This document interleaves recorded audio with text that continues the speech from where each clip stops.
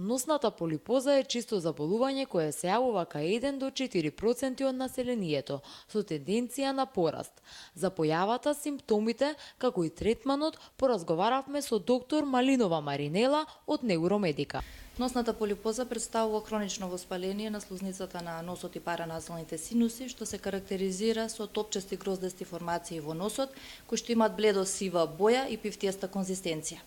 Значи, честотата на појавувањето на ова заболување во светски рамки е 1 до 4% во светската популација. Истиот тренд се прати и кај нас, со тоа што бројките од година во година се зголемуваат, пред се заради тоа што имаме пораст на алергиите и на алергискиот ринит, кои што и текако се битни при појавата на ова заболување. Значи, почесто се јавува кај работоспособното население, млади луѓе и средновечни луѓе, а многу ретко во детската возраст и обично кога ќе се јави кај деца асоцира со други болести, пред се со цистичната фиброза.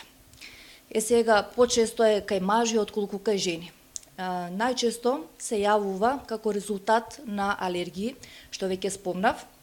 пред се алергискиот ринит, ринитис алергика, вазомоторниот ринит, меѓутоа и поради чести инфекции во носот, како и поради злоупотреба на деконгестивни капки и интолеранција на нестероидни антиинфламаторни лекови или интолеранција на аспирин. Што се однесува до предиспонирачки фактори дополнителни, тука би ги спомнале и наследната компонента или хередитетот, што е исто така битна. Симптоматологија, значи најчест симптом е отежното дишење на нос, кој што се јавува кај 100% кај сите што имаат проблем со носна полипоза. Понатаму може да се јави ринореја, односно лизгање на секретон нос кон грло, што го дразни и грлото. Тотална аносмија или, да речеме, воопшто не осеќаат мирис, некои луѓе, кај некој е намален осетот за мирис, што исто така представува голем проблем. Понатаму, кај луѓе кај кои што долго време е присутна носната полипоза, може да се развие еден деформитет, односно проширување во коренот на носот, па така да е приметливо уште пред да се почне со прегледот. Зборувањето преку заднат нос е типично, значи, и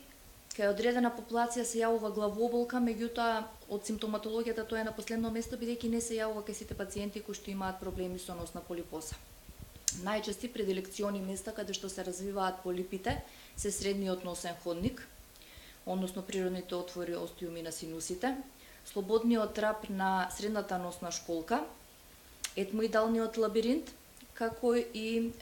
максиларниот синус, односно од задниот зид на максиларниот синус може да почне полипот,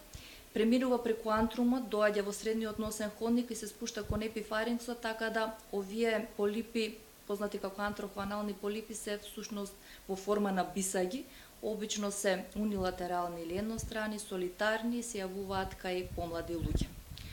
Кога доаѓаат пациентите на преглед во ординациите за оториноларингологија, дијагнозата на ова заболување се поставува исклучително лесно.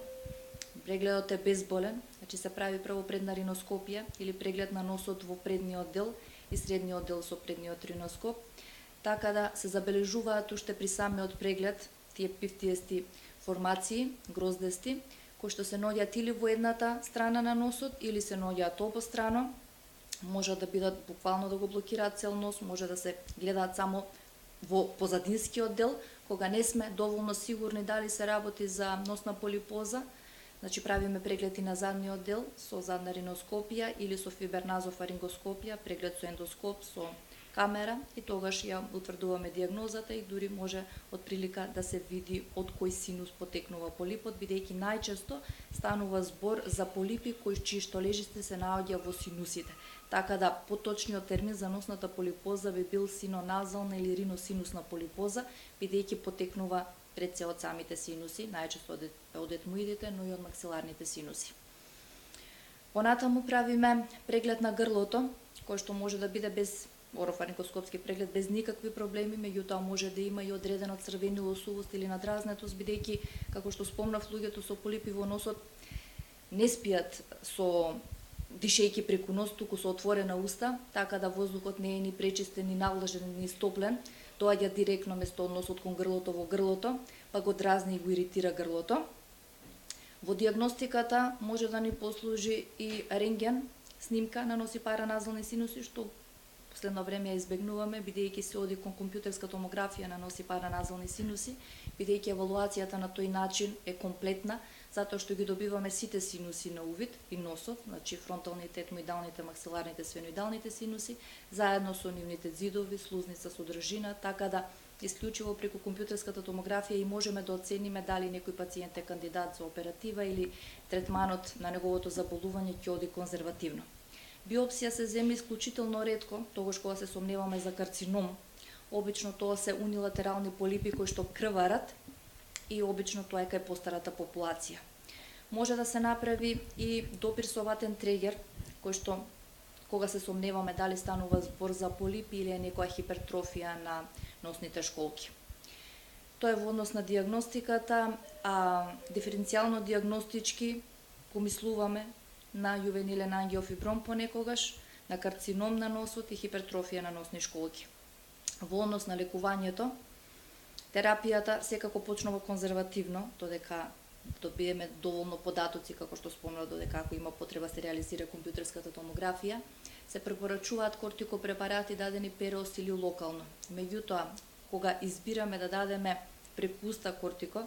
значи треба да се води сметка, тоа не оди никако кај трудници, не оди кај луѓе со висок притисок, диабетичари или со чир во желудникот. И таа терапија треба да се даде исклучително кратко време, само кога имаме потреба иницијално на вистина брзо да ја подобриме ситуацијата. Инаку, како прв избор би бил интраназалниот кортикостероид, кој што е далеку побезбеден, значи може да се дава кај целата популација, со исклучок на трудници, меѓутоа одредени интраназални кортикостероиди од вториот триместар па натаму, значи оние кои што спаѓаат во Б групата и тие се безбедни. Значи лекувањето со интраназален кортикоспреј оди минимум месец дена. Прво се мие носот со било кој изотоничен раствор на солена вода, да се направи тоалета на носот и после тоа се аплицира кортикоспрејот, обично наутро по 2 впрскувања во секоја ноздрава или може да се подели дозата наутро и навечер по 1 пат во секоја ноздрава, минимум месец дена, ако има потреба, значи во договор со лекарот може да се продолжи и подолго време. Ако станува збор за полипоза настаната врз основа на алергија, се даваат и антихистаминици, понекогаш има потреба и од деконгестиви, спреј или капки во нос, меѓутоа тоа е кратко време, 5 до 7 дена оди таа терапија и обично симптомите се подобруваат. Меѓутоа проблемот кој ова заболување што е рецидивантно, значи се враќаат. Така да, ако веќе се одлучуваме за хирушка терапија, пациентот има на располагање неколку техники. Најосновна техника е вадењето на полипите со полипектомија, меѓутоа тоа е од самиот ресекција на слузницата на носот. Имено се прави само отстранување на полипите од носот, а не се чистат лежиштата на полипот во синусите, така да рецидивот е речиси неизбежен, така да оваа метода речиси е застарена и не се употребува. Калдвелик методата се уште се употребува во нашата земја, мада и тоа е застарена метода, се однесува на максиларните синуси, чистење на максиларните синуси се отвараат со рез преку устата, малце е поинвазивна, затоа во поново време се избегнува, и онаа опција која што е најприфатлива и за хирурзите, оториноларинголози, а и за самите пациенти е функционалната ендоскопска синусна хирургија или ФЕС хирургијата,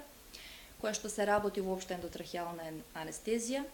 со ендоскоп, значи имаме мало оперативно поле, меѓутоа со ендоскопот може добро да се следи, така да и постоперативниот тек